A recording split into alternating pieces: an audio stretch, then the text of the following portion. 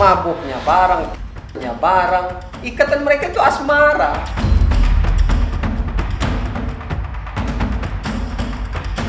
Kemungkinan, sekali lagi saya menduga pertemuan dengan RK itu sudah hamil daripada anak lain kami.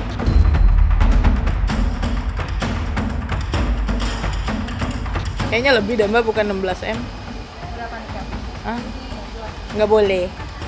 Nggak boleh disebutkan di sini.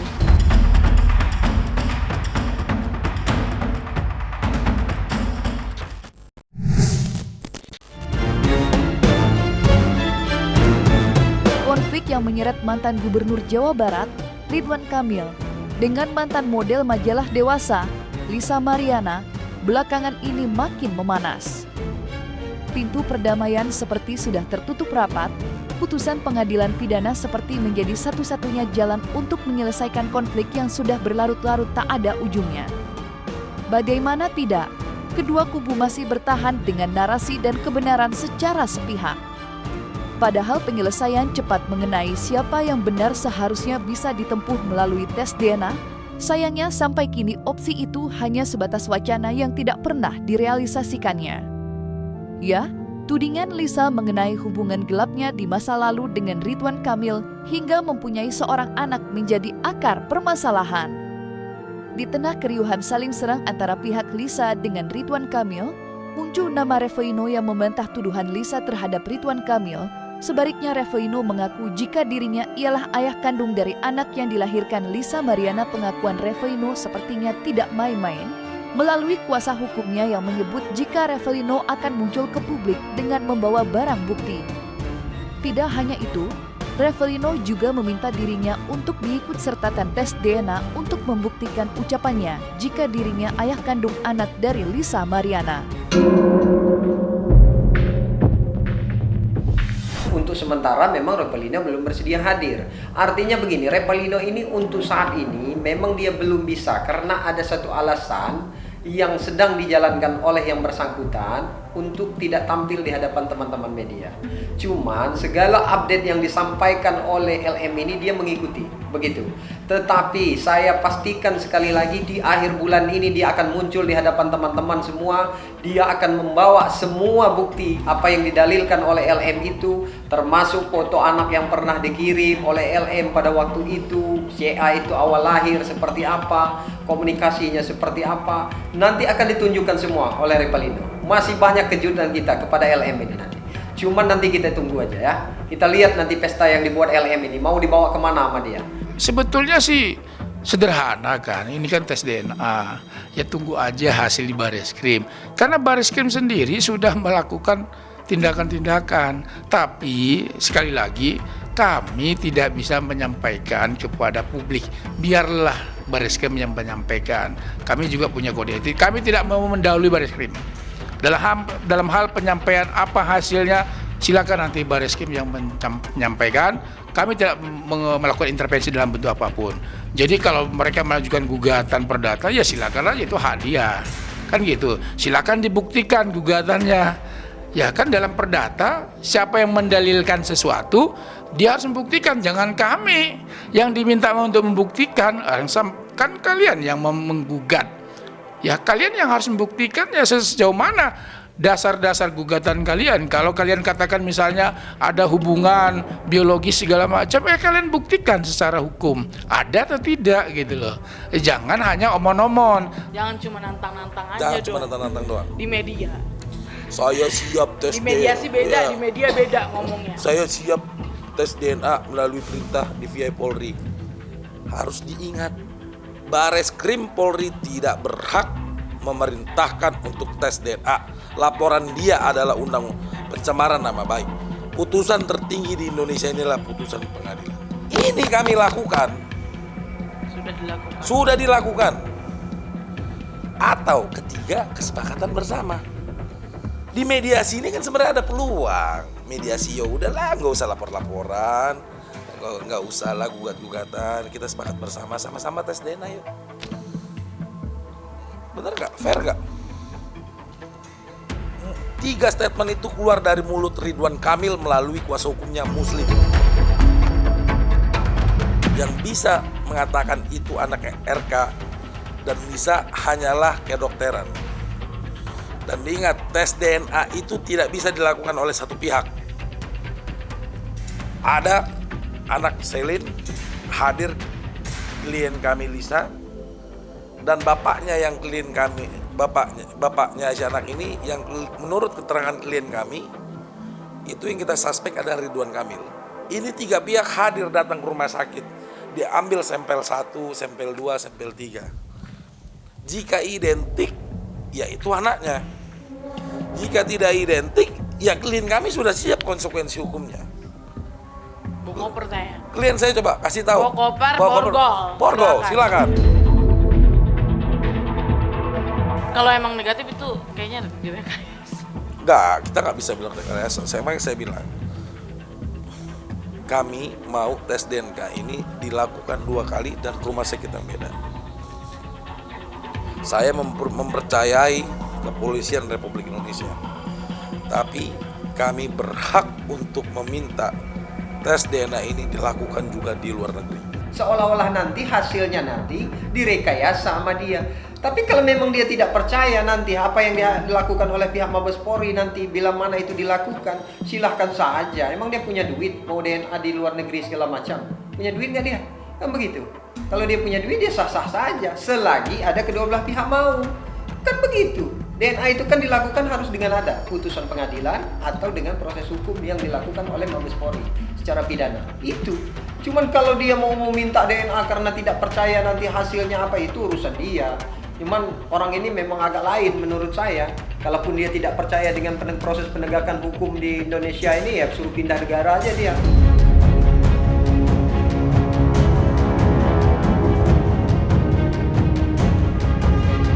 Ancaman Revlino yang akan muncul ke tengah publik dan membawa barang bukti untuk mematahkan tudingan Lisa Mariana mendapat tanggapan keras dari Lisa sendiri. Belakangan diketahui jika Lisa pernah menjalin hubungan dengan Revlino. Namun siapa yang bertanggung jawab atas kehamilannya? Mantan model panas itu tetap pada keyakinannya jika dirinya hamil saat menjalin asmara dengan Ridwan Kamil dan bukan dengan Revlino. Lantas apa tanggapan kedua belah pihak mengenai klaim sepihak tersebut? Dan apa tanggapan pihak Revlino usai mendapat tanggapan sinis dari Lisa Mariana yang menyebutnya hanya panjat sosial?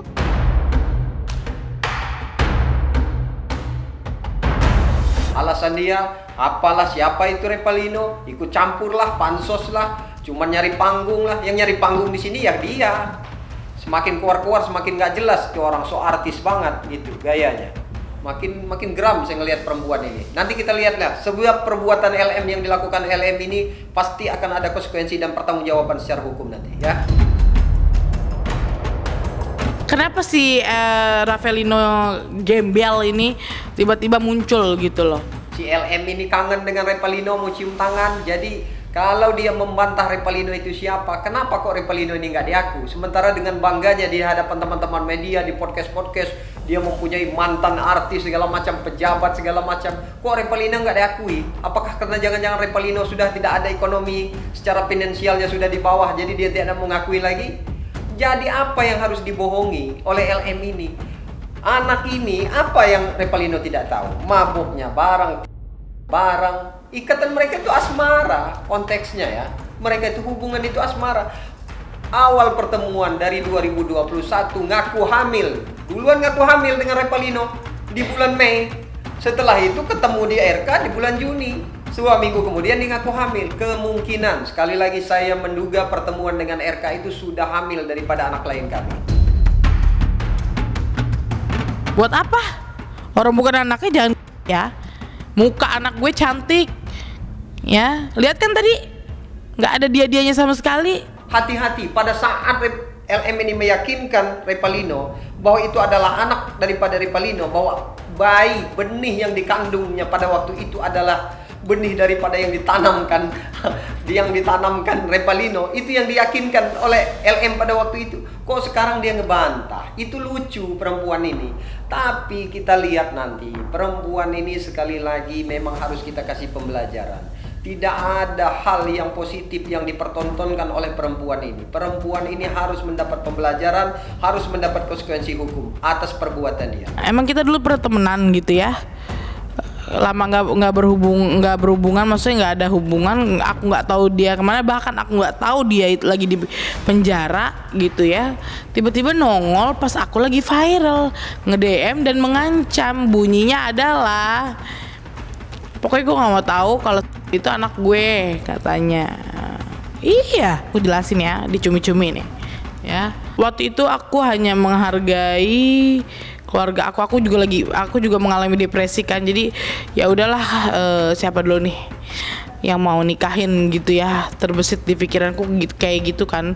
Karena aku juga mengalami baby blues. Wah, pokoknya mental bener-bener gak stabil lah gitu. Terjadilah chat itu. Dan si Bernie ini juga udah tahu kalau misalnya aku ngomong begitu itu bercanda. Saya menduga dia masih mabok sampai sekarang, nggak sadar-sadar. Maboknya bareng Repalino sudah sadar, dia belum sadar-sadar. Jadi Repalino sudah mengingat kembali apa yang dia lakukan di hotel SCBD segala macam di daerah Bogor, di Tangerang, BSD Tangerang. Apa yang harus diragukan dari keterangan klien kami? Ridwan Kamil sendiri selama ini memilih bungkam dan menyerahkan semua permasalahan yang sedang dihadapinya pada kuasa hukumnya. Nama besar yang disandangnya sebagai tokoh publik, bahkan digadang-gadang politisi muda yang berpotensi menjadi pemimpin negeri kini sedang pertaruhkan. Alih-alih menanggapi tudingan Lisa yang keras, suami Atalia itu memilih menempuh jalur hukum dengan melaporkannya ke Bareskrim Polri atas dugaan pencemaran nama baik. Lisa Mariana bersama kuasa hukumnya tidak tinggal diam. Perlawanan sengit ia layangkan dengan menggugat Ridwan Kamil ke Pengadilan Negeri Bandung. Belakangan terungkap isi gugatan material dan non-material Lisa Mariana terhadap Ridwan Kamil yang mencapai 16 miliar. Kuasa hukum Lisa bahkan meminta Pengadilan Negeri Bandung menyita rumah sang mantan gubernur disita dan mendesak memberikan 10 juta setiap harinya jika yang bersangkutan tidak mempunyai itikat baik.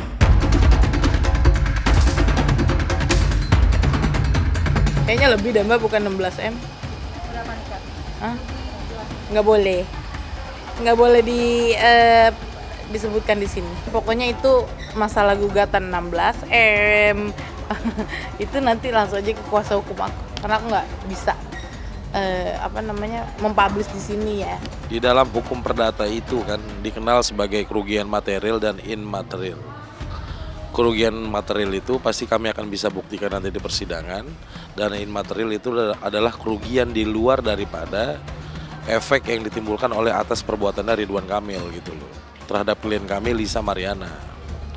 Nah, terkait uang paksa yang kami utarakan dalam gugatan, uang paksa itu kan adalah jika nanti gugatan kami dikabulkan dan Ridwan Kamil tidak beritikat baik menjalankan isi putusan, maka uang paksa itu harus dilakukan. Perharinya ya 10 juta yang kami terangkan yang itu loh. Jadi kurang lebih ya kalau dibilang kerugian material dan uang paksa itu sangat beralasan hukum dan juga berlandaskan hukum gitu loh. Kurang lebih kayak gitu aja. Enggak sekalian aja dituntut 50 miliar ganti kerugiannya. Jadi kami anggap apa yang dituntut itu ya sekali lagi ya nggak benar lah, keliru besar itu. Dalam gugatan kami itu kan mungkin sudah banyak diakses di luar sana ya. Jadi memang kami gini, jika misalkan dikabulkan gugatan kami, Bapak Ridwan Kamil atau selaku tergugat tidak mampu membayar 10 juta per bulan, maka kami memohonkan kepada majelis hakim untuk menyita rumah Bapak Ridwan Kamil yang di Bandung, agar nanti rumah tersebut disita, dilelang, hasilnya dijual untuk membayar kerugian material dan immaterial kepada klien kami. Itu nanti masih jauh ketika sudah putusan pengadilan. Kalau kami baca dalam gugatannya ada tuntutan material dan imaterial. Tuntutannya imaterial itu 6 miliar sekian, imaterial itu 10 miliar. Maaf, material itu 6 miliar sekian, imaterial 10 miliar sekian. kemudian meletakkan sita jaminan terhadap rumah dari Pak RK. Atas tuntutan tersebut, kami berasumsi itu ngawur. Kenapa?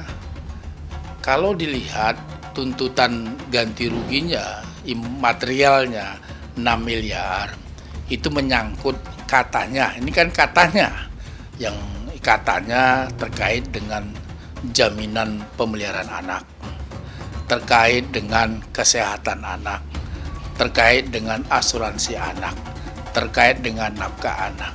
Pertanyaan besarnya hanya satu, itu anak siapa? Gugatan Lisa Mariana yang meminta ganti rugi terhadap Ridwan Kamil dengan nominal senilai 16 miliar mendapat tanggapan beragam dari sejumlah kalangan. Bahkan tidak sedikit yang menilai gugatan Lisa terasa janggal lantaran tidak ada barang bukti kuat yang menunjukkan jika Ridwan Kamil ayah kandung Celin selain pengakuan sepihak Lisa Mariana. Lantas apa kata praktisi hukum atas gugatan Lisa Mariana senilai 16 miliar yang ditujukan pada Ridwan Kamil?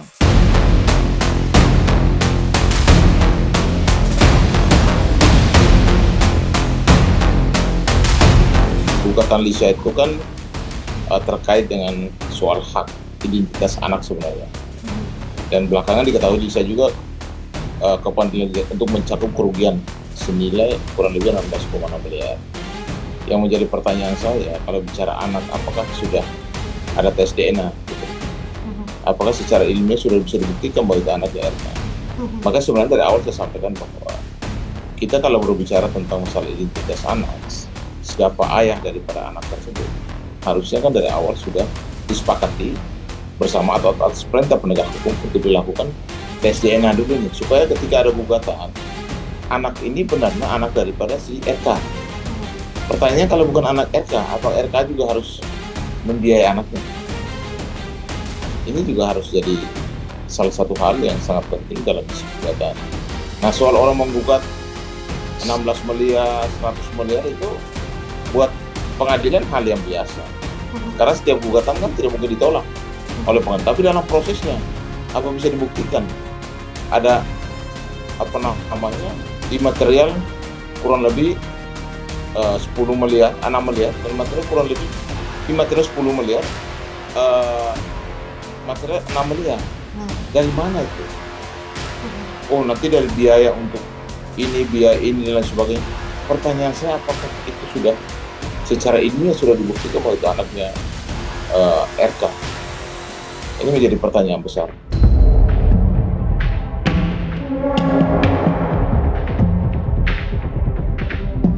Seolah tidak ambil pusing dengan kasus yang sedang dihadapinya, Lisa Mariana seperti belum menyerah ingin bertemu Ridwan Kamil. Setelah dua mantan calon gubernur Jakarta itu tidak hadir di sidang mediasi atas gugatan perdata yang dilayangkan Lisa Mariana. Belajar dari kegagalan itu, Lisa Mariana disebut-sebut menempuh cara lain, yakni mengubah penampilannya yang sebelumnya gemar memakai pakaian terbuka, mendadak memakai hijab ala Atalia alias Ibu Cinta, istri Ridwan Kamil yang kesohor di media sosial. Alih-alih menuai pujian atas penampilan barunya, Lisa justru panen hujatan usai memberi pengakuan mengejutkan.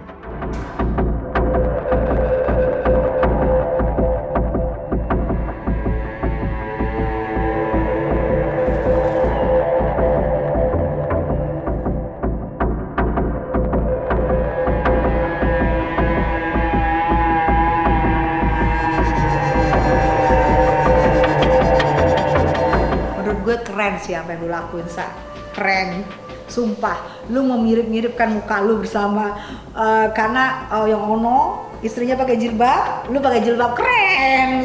Salut gue malu sekali, gue salut malu, keren. Jadi bisa seperti kembar atau seperti kakak adik ya kan, sama-sama pakai kerudung ya kan, keren sih. Begitu gigihnya dia pengen membuktikan bahwa si Lisa Mariana mempunyai cinta yang tulus. Cinta yang tulus, kan banyak yang bilang, lu apaan, lu paling lu borotin harta gini kan. Tapi dia tidak bergeming, dia tetap melihat cinta yang tulus. Gue juga bisa berubah baik. Kalau lu mempersunting gue, gue bisa berubah baik pakai jilbab. Ya, dia menunjukkan kalau dia meminta maaf. Dia menunjukkan kalau dia punya rasa salah, punya rasa empati sesama wanita. Ya, suka gue, seneng.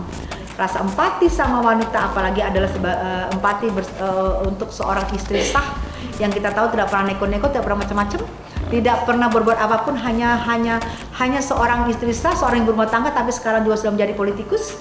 Itu menurut gue, dan belum pernah ada jejak bagaimanapun untuk ibu cinta. Aku kan memang di BA ya sama toko. Ya udah ngepost biasa gitu, tiba-tiba viral. Gitu, itu benar-benar full, emang benar-benar untuk endorsement, kebutuhan endorsement gitu. Ya Allah, Masya Allah, belajar. Tapi nantilah itu. Kalau ngomong masalah endorsement itu dari dulu memang aku juga udah selebgram ya Mbak gitu. Cuman sekarang agak lebih rame aja gitu. Alhamdulillah. Nggak ada masalah. Emang begitu kan. Di setiap postingan juga ada, bukan postingan berhijab aja. Udah biasa, apapun yang diposting, mau itu berhijab, mau lagi ngapain, juga pasti ada pro kontra aja kalau udah tentang Lisa Mariana.